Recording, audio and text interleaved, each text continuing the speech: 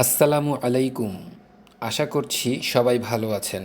পর্ব 1-এ আমরা আরবি হরফ চেনা ও শেখা আর পর্ব 2-এ হরফগুলোর শুদ্ধ উচ্চারণ শিখেছি। মনে রাখবেন, নতুন পর্ব অনুশীলনের আগে অবশ্যই আগের পর্ব ভালোভাবে আয়ত্ত করে নিতে হবে, নয়তো নতুন পর্ব বুঝতে অসুবিধা হবে ও শেখায় বিঘ্ন ঘটবে।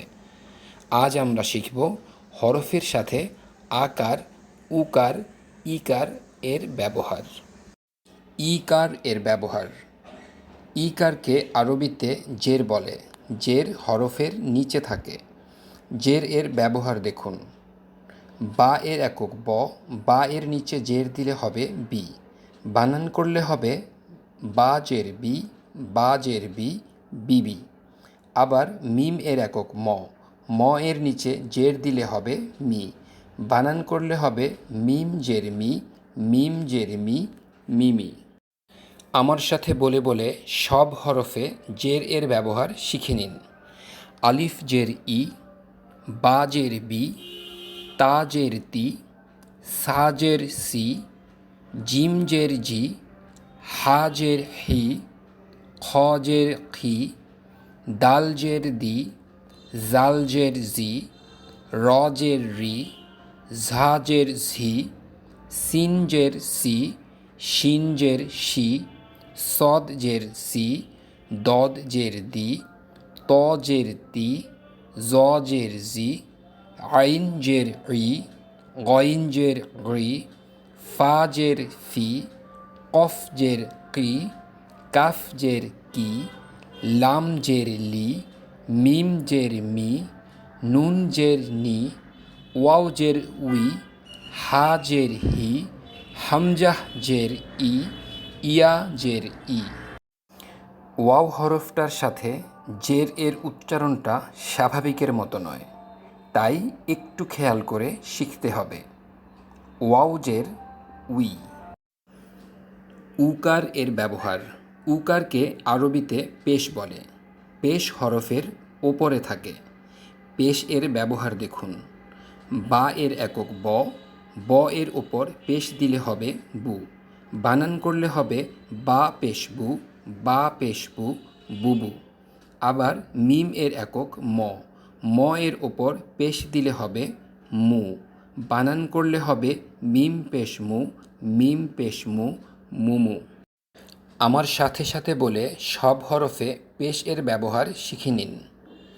আলিফ পেশ উ, বা পেশ বু, তা পেশ তু, সা পেশ সু, জিম পেশ জু, হা পেশ হু, খ পেশ খু, দাল পেশ তু, জাল পেশ জু, র পেশ রু, জা পেশ জু, সিন পেশ সু, শিন পেশ সু, সদ পেশ সু, দদ পেশ দু, ত পেশ তু, জ পেশ জু, আইন পেশ গু, গইন পেশ গু, ফা পেশ ফু, কফ পেশ কু, কাফ পেশ কু, লাম পেশ লু, মিম পেশ মু, নুন পেশ নু, ওয়াও পেশ উ, হা পেশ হু, হামজাহ পেশ উ, ইয়া পেশ ইউ।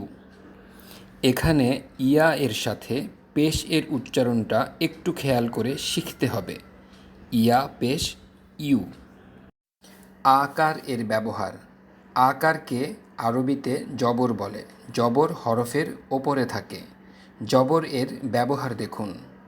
বা এর একক ব, ব এর ওপর জবর দিলে হবে বা, বানান করলে হবে বা জবর বা, বা জবর বা, বাবা। আবার মিমের একক ম, ম এর ওপর জবর দিলে হবে মা, বানান করলে হবে মিম জবর মা, মিম জবর মা, মামা। আকার মানে জবর দিয়ে উচ্চারণে এই 8টি হরফ ব্যতিক্রম। হরফগুলো হচ্ছে খ, র, সদ, দদ, ত, জ, গইন, কফ।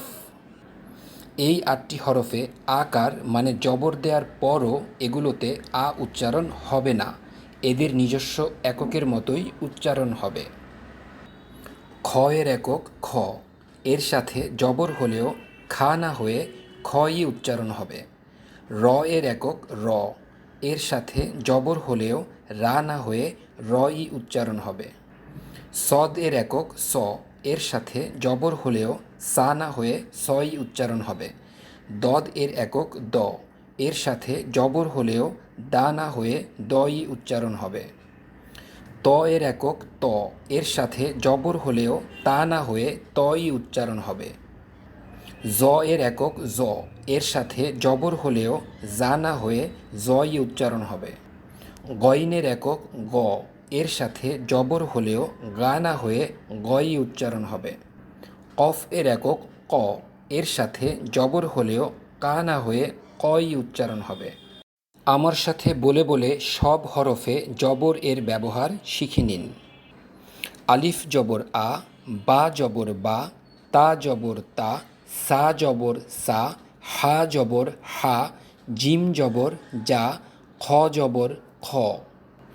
দাল জবর দা, জাল জবর জা, র জবর র, ঝা জবর ঝা, সিন জবর সা, শিন জবর সা।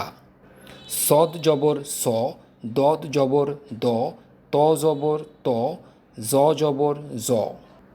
আইন জবর আ, গইন জবর গ, ফা জবর ফা, কফ জবর ক, কাফ জবর কা, লাম জবর লা, মিম জবর মা, নুন জবর না, ওয়াও জবর ওয়া, হা জবর হা, হামজাহ জবর আ, ইয়া জবর ইয়া। আকার ও উকার এর কিছু নিয়মিত ভুল সম্পর্কে জেনে নিন। আমাদের অবশ্যই মনে রাখতে হবে আরবি বানানে ওকার এর কোনো ব্যবহার নেই, কিন্তু আমরা প্রায়ই উকারকে ওকারের মতো উচ্চারণ করে ফেলি, যা বড় একটা ভুল। যেমন বেশিরভাগ সময়ই আমাদের প্রিয় নবীর নাম উচ্চারণ করি মুহাম্মদ। আরবিতে এই বানানে মিম এর সাথে পেশ ব্যবহার করা হয়েছে, আর পেশ এর উচ্চারণ উ হয়। তাই মোহাম্মদ নয়, সঠিক উচ্চারণ হবে মুহাম্মাদ। দুইটা ময়ের সাথে জবর মানে আকার থাকাতে উচ্চারণ মুহাম্মাদ হবে। যে 8টি হরফে আকার মানে জবর হলেও আ উচ্চারণ হবে না, এমন দুটি হরফের উচ্চারণে প্রায়ই আমাদের ভুল হয়। একটি হচ্ছে নবীজির নামের পরে বলা সল্লাল্লাহু বলতে গিয়ে। এখানে আমরা প্রায় সবাই সাল্লাল্লাহু বলে ফেলি। এই বানানে সদ হরফ ও তার সাথে জবর ব্যবহার করা হয়েছে, তাই উচ্চারণটা হবে সল্লাল্লাহু। আমরা আরেকটি ভুল করি রসুল উচ্চারণে। আমরা উচ্চারণটি রাসুল করি। এই বানানে আরবি র হরফের সাথে আকার মানে জবর ব্যবহার করা হয়েছে, তাই এর উচ্চারণ রাসুল নয়, রসুল হবে। আরবি উচ্চারণে না জেনে করা আমাদের ভুলগুলো অনেক ক্ষেত্রেই শব্দটির অর্থই পাল্টে দেয়। তাই আরবির শুদ্ধ উচ্চারণ খুবই গুরুত্বপূর্ণ বিষয়। করুণাময় আল্লাহ আমাদের সব ধরনের ভুল হতে হেফাজত করুন। আমিন।